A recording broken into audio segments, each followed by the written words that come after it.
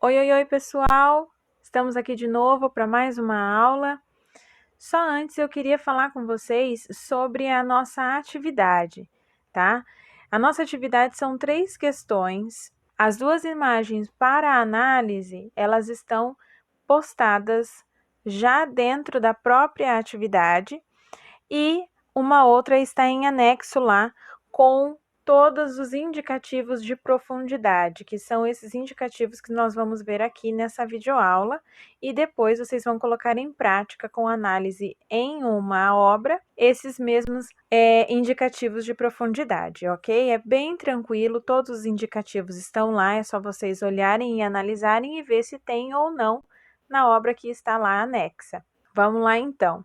Os indicativos de profundidade, eles estão muito presentes nas obras do Peter Bruegel. Essa obra que nós temos aqui, que é a Obra de Misericórdia, é uma obra dele e ele ficou muito famoso por conseguir colocar muitas informações em um quadro liso, né? Nós sabemos que o quadro ele é totalmente plano e ele consegue colocar muita informação, dando muita profundidade a esse quadro, certo? Então é isso que nós vamos analisar na aula de hoje e seguimos aqui então conhecendo um pouquinho mais sobre esse pintor. Olha lá, ele é um pintor flamengo, né, que é uma antiga região da França.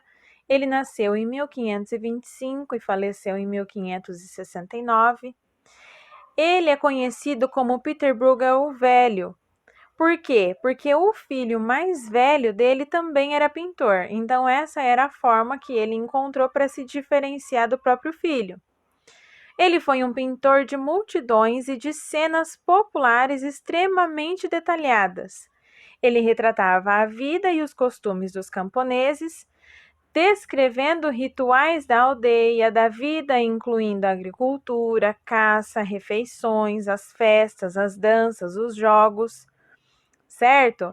Ele era um pintor de paisagens e de quadros que retratavam a fraqueza e a loucura humana, com temas com relação ao contexto em que essas obras eram produzidas e uma confusão de mudanças marcadas pelas guerras e religiões que estavam acontecendo naquela época, certo? Então, aqui só um contextinho histórico bem rapidinho para a gente se aproximar um pouco mais desse pintor, já que nós não vamos ver um contexto de movimento artístico, e sim análise de imagem com profundidade ou não, ok?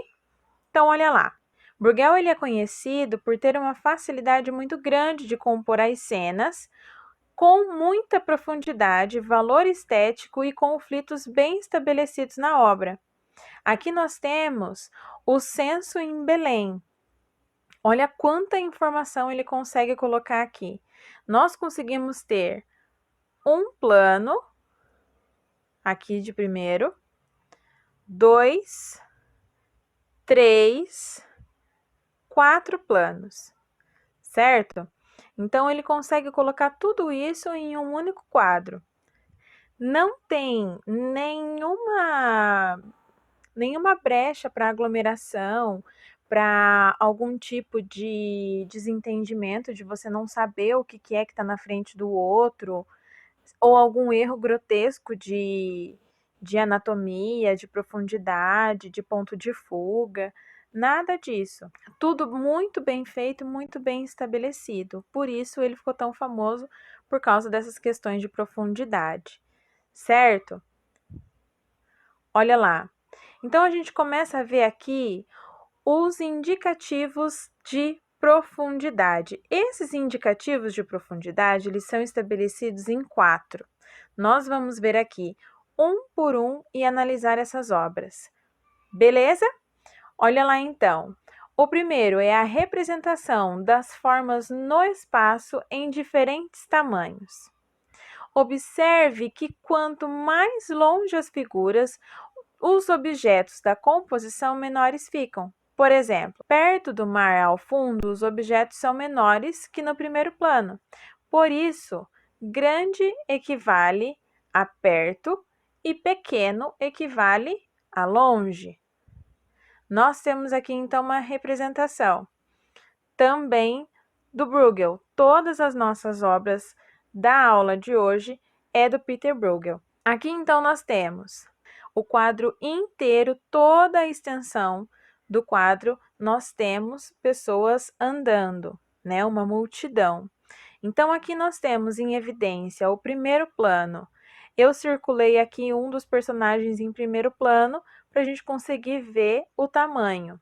Depois, nós conseguimos ver em relação à metade do quadro. Então, na metade do quadro, a gente já consegue ver uma grande diferença de tamanho, bem mais reduzido. E lá no fundinho, ó, vou até ampliar aqui.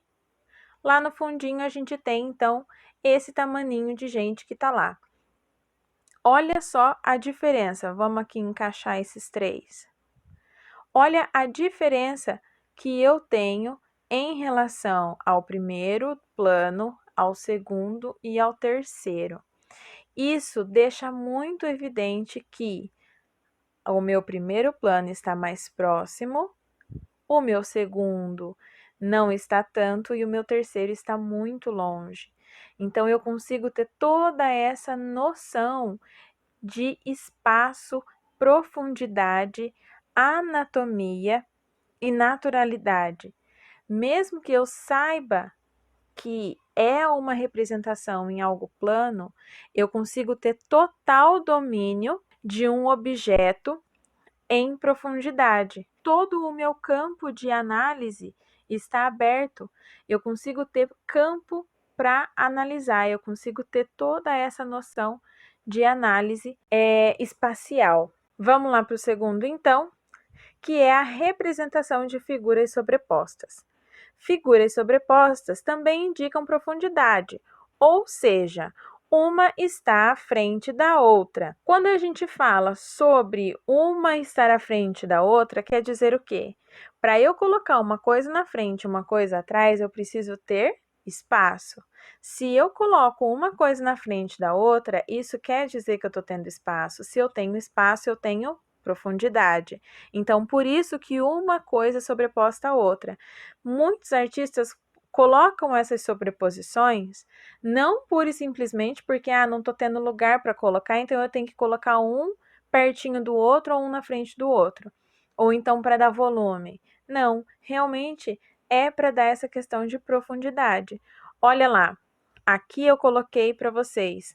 Nós temos um sobreposto ao outro. Então, vamos colocar aqui: as crianças estão sobrepostas ao adulto, né, que está cantando, está tocando uma gaita de fole, que está sobreposto ao outro que está aqui tomando uma bebida. Então, as crianças já são consideradas como uma sobreposição ao músico aqui. E ele, por sua vez, é uma sobreposição ao outro que está aqui conversando com ele, certo? Então, só no primeiro plano a gente já tem várias sobreposições, que todas elas dão esse efeito. Nenhuma das personagens parece que está colada na outra, não é? Não parece que é um adesivo, e sim realmente uma foto do que está acontecendo. Eis aí o efeito dessa profundidade, que indicam a profundidade aqui no quadro. De novo lá. Número 3.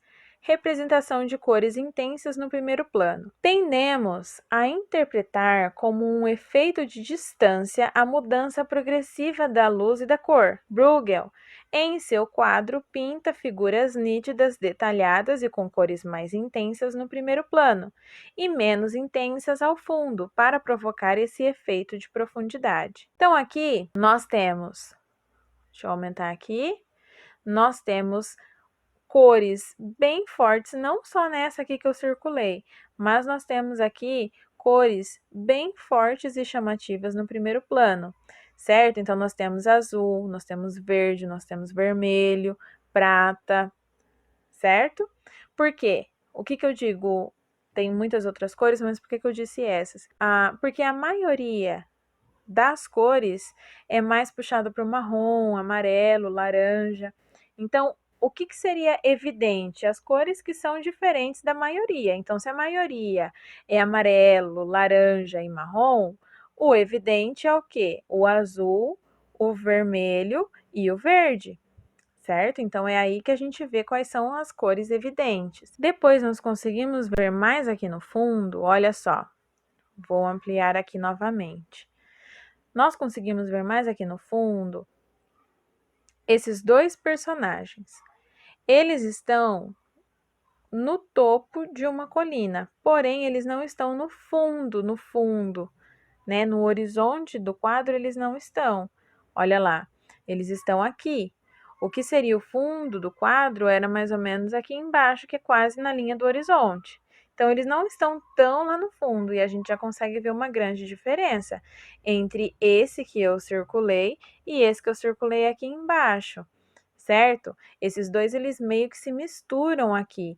Eles têm mais as cores marrom, laranja e amarelo do que as cores que estão estabelecidas aqui embaixo. Por quê?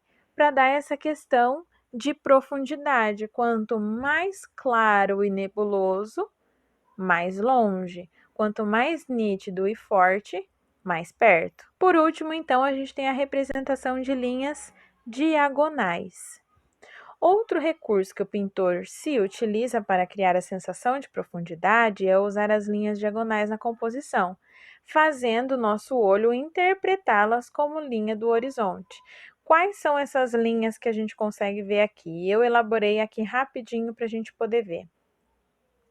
Essa minha linha aqui, que atravessa, é a minha linha do horizonte, correto?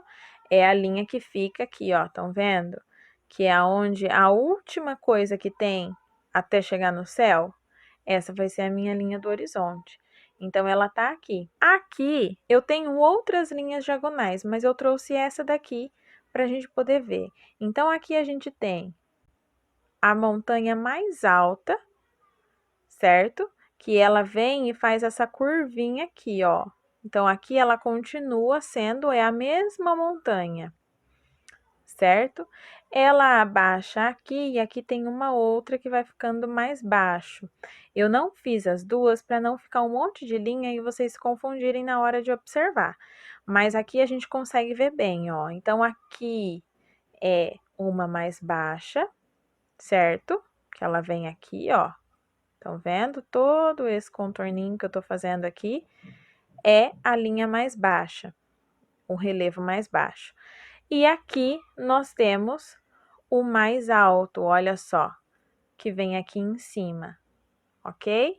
Então, ele pega essa linha diagonal daqui e ela termina só quando a gente entra em contato com a linha do horizonte. Por que eu coloquei essa daqui e não coloquei a de baixo? Porque a de baixo, ela não entra em contato com a linha do horizonte. Por quê? Porque ele colocou as casas aqui.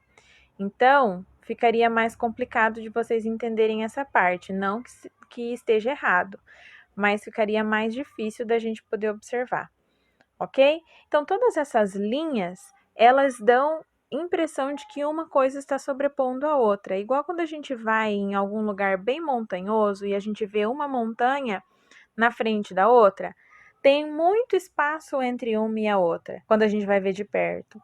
Mas se você observar de longe, um morro vai sobrepondo ao outro.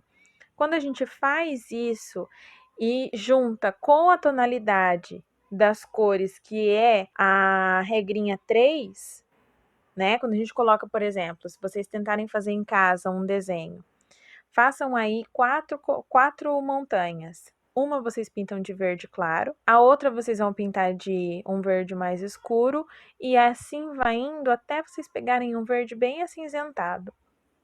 Quando vocês olharem, vai dar a impressão de que uma está mais distante do que a outra. Entendem?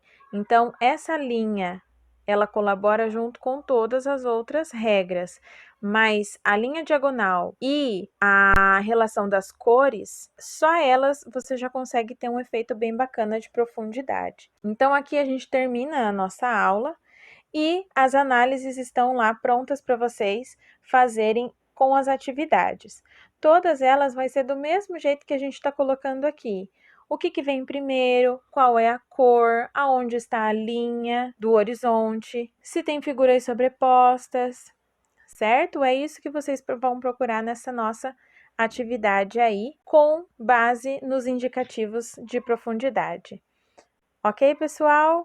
Um grande beijo, estou com saudade de todos vocês. Até a próxima aula. Tchau, tchau!